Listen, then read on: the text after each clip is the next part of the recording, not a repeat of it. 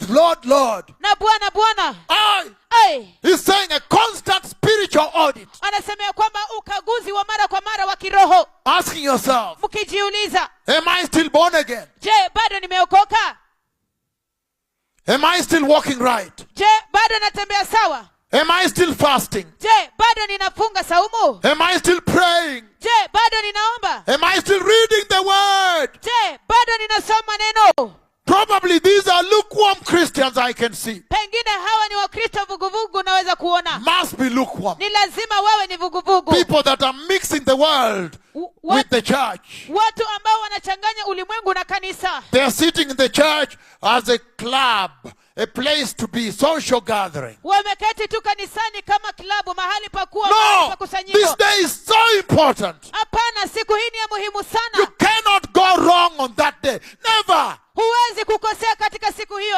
You can Hapana. miss a job on the earth here. Unaweza kukosa kazi hapa duniani And miss a word on the earth here. na kukosa chochote hapa But you can duniani. never go wrong on this day. Lakini Never. kama huwezi- Eternity is too long. Lakini kama hauwezi Hey! kukosea katika siku hii, hapana katu. Umilele ni muda mrefu sana. Eternity is too long. Umilele ni muda mrefu sana. Eternity in hell is too long.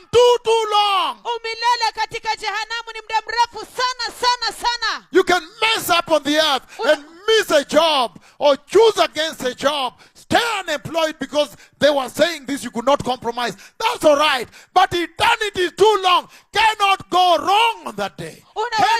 Unaweza kukosea hapa duniani, pengine ukose kazi, pengine uchague kazi nyingine ama ukose kuchagua kazi nyingine kwa sababu Because maybe that job is compromising with your Christianity. pengine kazi hiyo haikubaliani na Ukristo wako. And then you say, okay, let it be. Halafu useme ya kwamba wacha That's ikae. all right. Hiyo ni sawa. But you cannot go wrong here. Lakini kama hauwezi kukosea hapa, Eternity is too long. umilele ni muda mrefu sana. That's why it's important to know and examine yourself. Na ndio sababu ni ya muhimu kabisa kujua na kujichunguza mwenyewe. It is very sad Ni ya huzuni when sana. I look at the present day pastors and churches globally, everywhere. They are sowing in the flesh. Wakati ninapoangalia wachungaji wa leo hii na makanisa na kila mtu kila mahali, wanapanda katika mwili. They are sowing in the flesh. Wanapanda katika mwili. And this word will be fulfilled to the letter. Na hili neno litatimilizwa hadi kwa herufi. That whosoever sows in the flesh will reap destruction in the flesh. Ya kwamba yeyote apandaye katika mwili atavuna uharibifu katika mwili. Whosoever sows in the spirit will reap eternal life. Hallelujah. Yeyote apandaye katika roho atavuna uzima wa milele. So what Hallelujah. went wrong? Hivyo basi je, nini kilienda You are mrama? supposed to be walking with your God, living in you, Hivyo basi living in your heart. unapaswa kuwa unatembea na Mungu wako, akiishi ndani mwako, akiishi katika moyo wako. But what went wrong with this generation? Lakini je, nini kilienda mrama na hiki kizazi? This generation of Christians. Hiki kizazi cha Wakristo They don't want holiness. hawataki utakatifu. Instead, Badala yake they want to compromise with the world. wanataka kuambatana na ulimwengu.